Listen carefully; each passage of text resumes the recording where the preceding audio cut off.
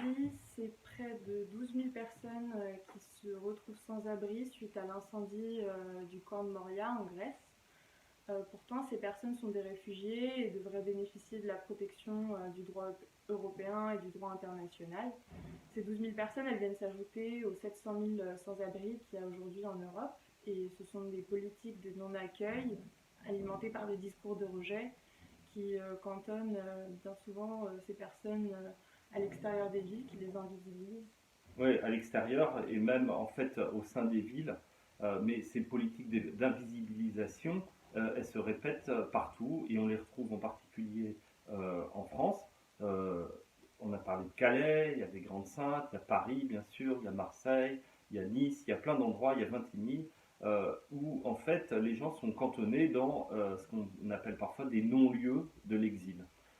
C'est pour ça qu'on préfère parler d'une crise des politiques de l'accueil plutôt qu'une crise migratoire, puisque on veut renverser le prisme des responsabilités.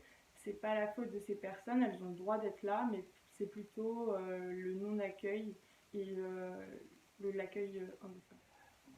Cette crise de l'accueil, elle s'incarne bien évidemment dans des lieux. Ces lieux, ce sont les villes, les grandes villes et les villes moyennes d'Europe et de France en particulier.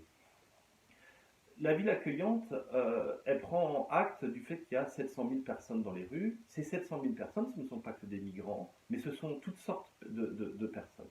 Ce sont des gens qui sont exclus du fait de leur handicap, du fait de leur genre, du fait de leur âge, de leur statut économique, de leur éventuelle addiction.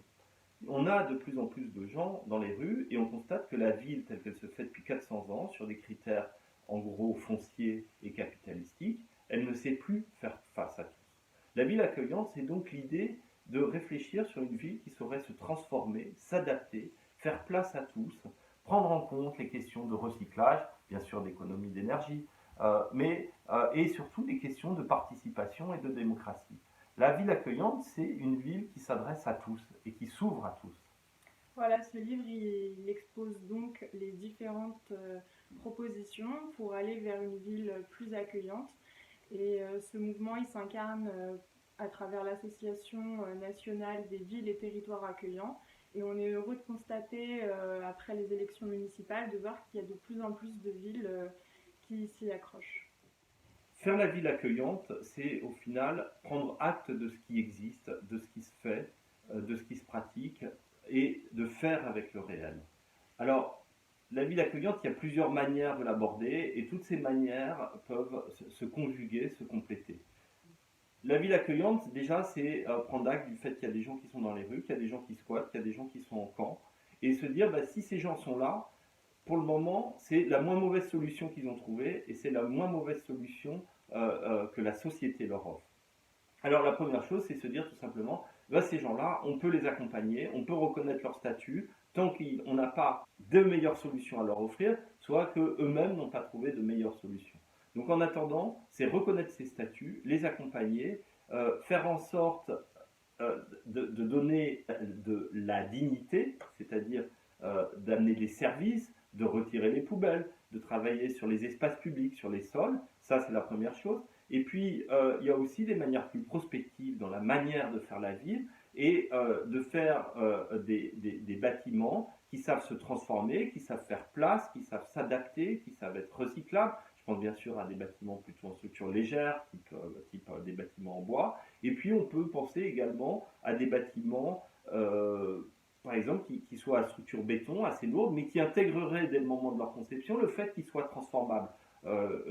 C'est-à-dire que ces bâtiments peuvent faire aujourd'hui de l'hébergement, mais par des transformations simples peuvent devenir un bâtiment de bureau demain, un hôtel après-demain, une école encore après-demain, et tout ce qu'on voudra, des logements éventuellement. Donc la ville accueillante, c'est l'idée, encore une fois, de ville qui se transforme, qui s'adapte, et ce sont des choses qu'on sait faire très, très simplement, techniquement, qui ne coûtent pas plus cher que les modes de construire actuels, mais c'est d'inventer la ville qui sait s'adapter. La ville accueillante, c'est donc retrouver un mouvement historique où les logiques d'accueil et d'hospitalité étaient présents dans les villes et chez les particuliers, où accueillir, c'était vivre ensemble.